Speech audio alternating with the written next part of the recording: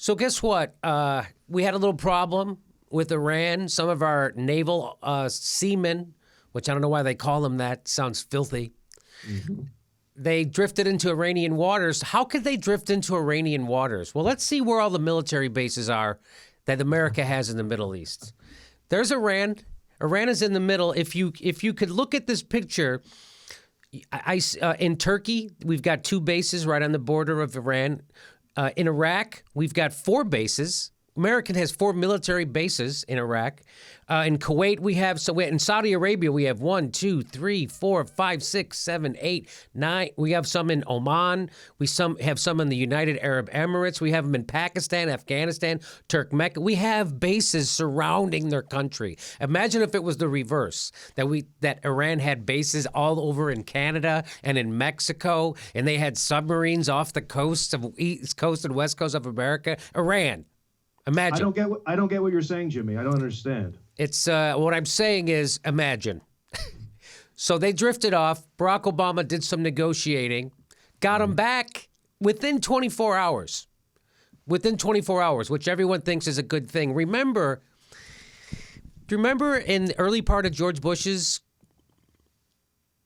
presidency, they had there was an incident with an American Air Force jet. Do you remember this? Mm-hmm. Mm-hmm. So there was an incident where it hit a Chinese fighter. The Chinese fighter died.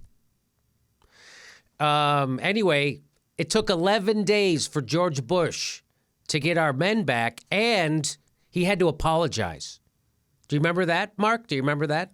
Vaguely, yeah, sure. Yes, George Bush actually had to apologize in a written letter before they would give us our stuff back and our people back, all right? So let's just keep that in mind because Barack Obama gets the sanctions he wants on Iran for their nuclear deal. Then he gets the soldiers back within 24 hours. And here's what Chris Christie had to say about it.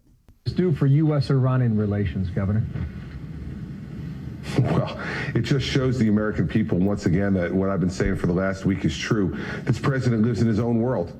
He lives in a fantasy land. If he believes that's the product of strong American diplomacy, that he pays ransom again to terrorists, to the largest state sponsor of terrorism, the same people who took our naval sailors and had them on their knees with their hands on their heads, the same people who burn the American flag and chant death to America, they pick this president's pocket day after day after day, and they make a fool of him and a fool of our country.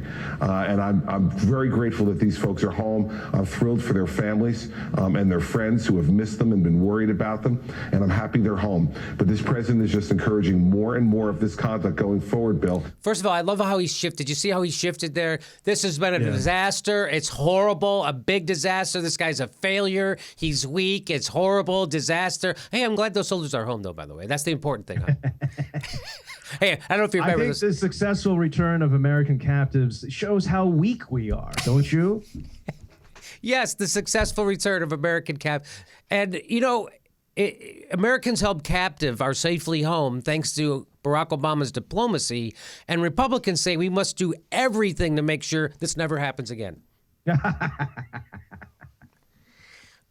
Get this. In the 1970s, the United States accepted a $400 million deal from Iran to sell them some weapons. The military equipment never got delivered to Iran because the Iranian Revolution happened, and the money has been held in escrow at The Hague. Did you know that? I did know this, and this is what the Republicans are portraying as ransom money. Yes. Let's remember who paid ransom money to the Iranians. Ronald Reagan. Ronald Reagan gave money, actually sold them arms for hostages. Remember? Arms for hostages, Iran, Contra, all that stuff. And then they took that money and they illegally gave it to some militias down in Central America. Do you remember all that? Well, if you don't, I'm telling you about it now. Google it. The Iran Contra. It was when President Reagan traded arms for hostages. And he had to admit it. How soon Republicans forget. How soon Republicans forget. Here's the important question. Well, you as president, what would you have done? What would you have done as president, Chris Christie? That's the big question. I would have eaten them. Okay, here we go. Well, First off, we wouldn't have a policy bill that would allow this kind of thing to happen. The Iranians wouldn't think that they could steal our lunch money every day, which is what they're doing. Boy, can he not stop talking about food for 5 seconds? There, no one's ever. He always thinks, "What? Why you want my food money? Who wants my food money?" They're not coming for your food money, okay? And for this president, he has shown this weakness and his inability to be able to project American strength, and we won't have that problem when I'm in the Oval Office on January 20th of 2017. So he wouldn't do anything different. What he would do is they would know that I'm a meanie and I'm willing to start wars.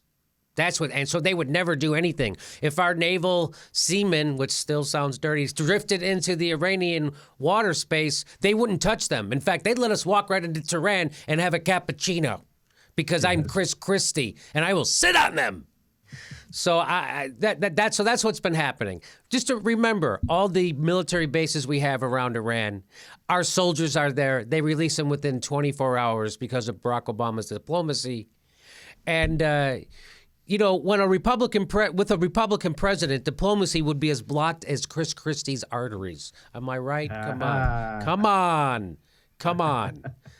So what's been happening is the Republican Party and all the presidential candidates have been trying to convince the American public that the successful return of American captives is somehow a failure of American diplomacy. Just like getting them to agree to our nuclear conditions to disarm them nuclearly, somehow that is also a fail. To get them when they're doing exactly what we want, through negotiations, the Republicans will always make sure the American people think that is a big failure. But 9/11 never happened.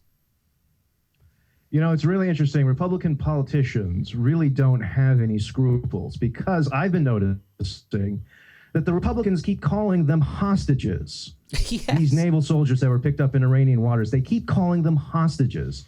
They were taken into custody, just as I would expect Iranian soldiers caught in American waters would be taken into custody. They're not hostages. So again, they're just, Yeah. they're trying to stir up the fear, which is easily done with Republican voters. Fear. Yeah.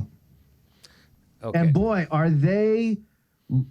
do they have a bad case of sour grapes that we are not at war with Iran. Oh. Nothing pisses them off more than the fact that we're not bombing Tehran. But you know, the thing about Chris Christie, he knows a lot about war from when he volunteered. Oh, I guess that's right. Oh, that's right. He never was in the military. Yeah.